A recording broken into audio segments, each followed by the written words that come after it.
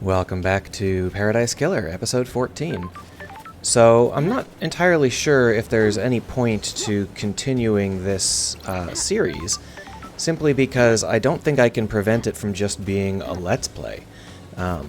Normally I pitch these as Let's Analyze, but I have a very hard time analyzing when I'm actually playing this game. It's one of those games that really sucks you in.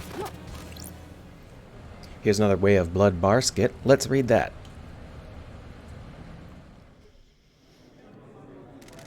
Time moves differently on the island. I can't decide if I like it, nor can I. It does things to people.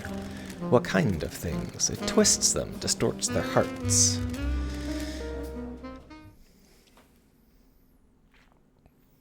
Yeah, time doesn't flow right on the island, and that's kind of the point. Chaos Domain whiskey, made in ex-bourbon casks, has a fruity taste, best savored in an enveloping fog. Do not look at the other people enjoying the fog. So, as I was saying, there is a lot of game here that I could Let's Play, but the problem is I'm worried that it would just be a Let's Play. And this game is interesting enough that if you're going to watch a Let's Play of it, you should probably watch like something that's intended to be a Let's Play rather than mine, which starts off with spoilers and continues with spoilers right through the end. I'll probably continue to play it, but, you know, let me know what sort of opinion you have on the matter.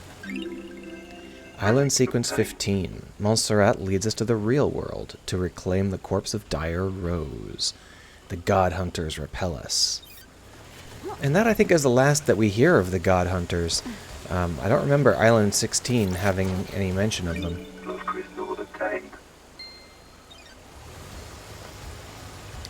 I do like the story of this game. I like how it's all woven together. I like how it shows you that you can have strange, psychedelic situations without sacrificing, you know, core play and reliability and things like that. Crystal sparkling water. Ooh. So this is one of those games where you've got a ton of weird stuff, but the game itself is rock solid and playable. I just don't know whether or not that's going to make for a very good Let's Analyze, especially since I can't seem to focus on analyzing things. Anyway, if we are going to make some progress today, we've got to go back to the underground factory.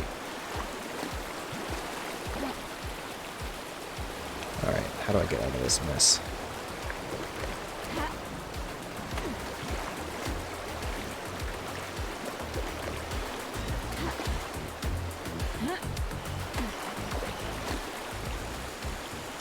Is there a duck button? I think there is a... I'll hit it on the keyboard. I don't know what it is on the controller. It's always C on the keyboard. You know how that goes. So if we take a look at the map. Map. No, wrong button. Map. No, wrong button. Where's the map? There it is. Map. There it is. So what we are here in Citizen Housing, and what we've got to do is go over to this, the Deep Factory entrance. So we need to go due north, which is going to be difficult to do given that we don't actually know which way is north. But we'll just kind of work our way that direction, and, you know, we'll just kind of get into the pattern of seeing these various things off to the side and getting lured in. I'll check one more time here because the dead zone is right there. So if the dead zone's off to our right, then we're going the correct direction. There's the dead zone.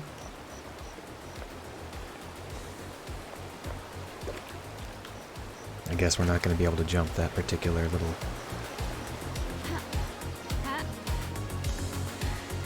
Come on, move your body. Now, I was already here. This is where we started the last episode. And we could go all the way back up if we wanted. We really would ideally be able to go through this, but we can't go through it just yet. So we are, in fact, going to climb. We're going to go up to the top and go over instead of going under. Maybe we'll be able to go under when we come back, because we're going this way to pick up an upgrade.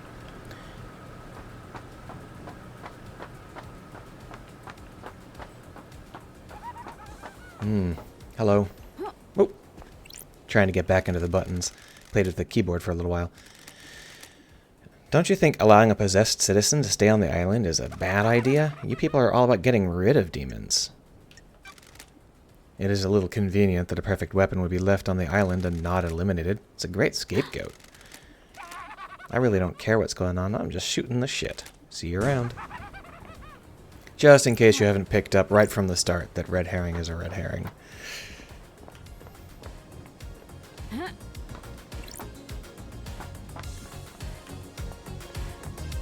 Guess we'll go back up to the bar, because that's a nice high place to start moving from.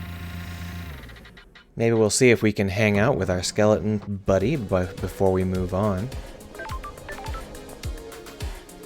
Because you want to take every opportunity you can to max out the hangout meters. Dancing through this investigation. How about some sukemono and a whiskey mizuwari? Perfect. Serving whiskey in a mizuwari style is good with food. Mixing chilled whiskey and chilled mineral water lengthens the flavor, but maintains the mouthfeel. I have no idea if any of this is true. That's fancy at the ring. Remember Dead Nebula's Fine-Aged Soul, a deep and complex yet delicate whiskey? One of Dead Nebula's most popular whiskeys. You enjoyed it just before your exile. We drank this together with Lydia. I'm glad to be back. So he's talking about his bartending style, and the bartending stuff is to... so it's very important that you anchor a character that looks this strange as being totally approachable and human. And his focus on bartending and making people feel comfortable is a really good way to do that. I think that it was, just in general, I think Sam is a great character. I'm not 100% sold on how he's worked into this case, but it's not bad. It's just that I think it could have been a little bit different. I think most people probably feel that way the first time they play through the game. And they're like, oh, come on, why is Sam catching all this flack? So we need to... Where are we now? Is that the dead zone over there? Where's the dead zone? I've got to just go straight over this mountain. Alright, let's go over this mountain. I think that there's a way over here.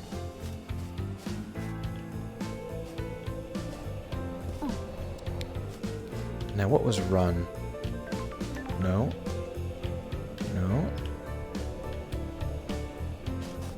Ooh, got a coyote run there. I forgot what button jump was.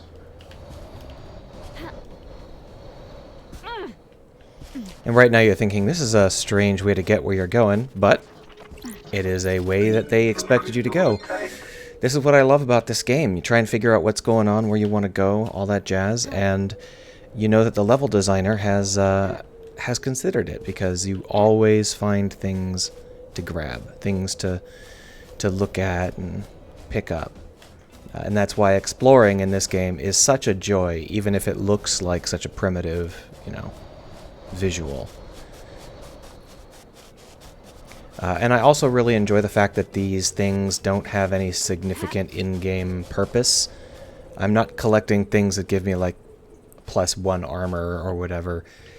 Earlier today I was playing some Dragon's Dogma, and they've got a lot of stuff that you can pick up too. It's not laid out correctly to get this kind of feel, but you can, pick up fish and apples and stuff. But the problem is that stuff is very limited in terms of how useful it is, and it doesn't have any use besides whatever its use is supposed to be. So it's very challenging to feel like picking up apples is worthwhile after the 100th apple. Oh, you know what? This might be a good place to go, now that we're here. Yeah, we'll go here. There's no... wait. No. If we go here before we get the upgrade, we're not going to be able to unlock some stuff. So let's keep going. Are you going to make me fall? You're going to make me fall. That's fine. I needed to pick up this anyway. So this is a very familiar set of cliffs, in case you've forgotten. There was a dead man in this area. I think he's over here.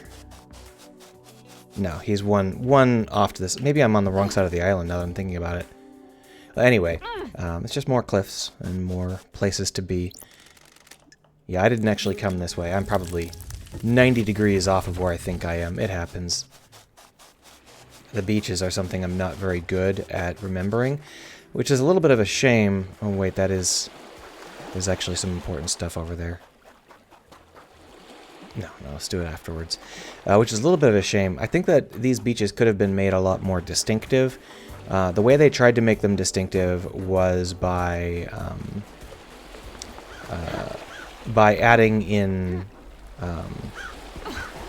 stuff, like just junk. There's the dead body. So when you go to a different part of the beach, you'll find that it has different decorations. This one's got, you know, pool party stuff, and this one's got giant statues, and this one's got plinths. And all of that is great, but it doesn't really make me feel like the beaches are an area exactly. They don't really feel... The beaches do not feel distinctive enough for me to actually know where I am when I'm on a beach. I just kind of lump them all into the beach. We're almost to the factory. Just gotta go over here.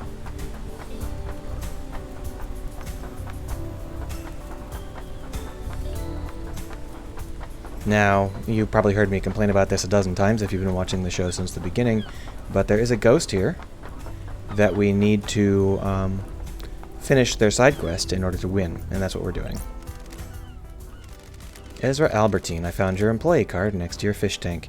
Your fish are doing fine, although the world's gonna end, so I'm not sure what that matters. Sure. So he just told us the locker code, and as you might remember, the locker code is for the lockers over here in the far corner of the island. I can't believe that I found this the first time I played the game. It was just luck that I happened to come back here and check out all these buildings for a second time, because I didn't even know what I was looking for. Got it. That's strange. I believe that this was the last one I found on my first playthrough because it was so hard to find. I'm not sure which things require this upgrade versus other upgrades. Yeah, I've already got this one, yeah. The thing I have to ask that question about is the cell phone tower. I think that the cell phone tower requires one of the other two, and not this one, because I had a use for it right off the bat when I was playing it the first time. So, I mean, I found the cell phone. Oh, excuse me. I hacked the cell phone tower before I did anything else. So, my guess is it requires one of the other elements, and I won't be able to do anything with it. But I'm going to waste your time with this anyway, because that's what a Let's Play is about, I guess. Yeah, I need Cosmos, which I'm not going to get for a little while yet. So now that I've taken you around over to the factory section and that sort of jazz, it's been 15 minutes and we could stop here. I'll probably put another 4 or 5 episodes together today, and you know, we'll play through them, and at the end of that we'll decide whether or not we should complete the game or call it done.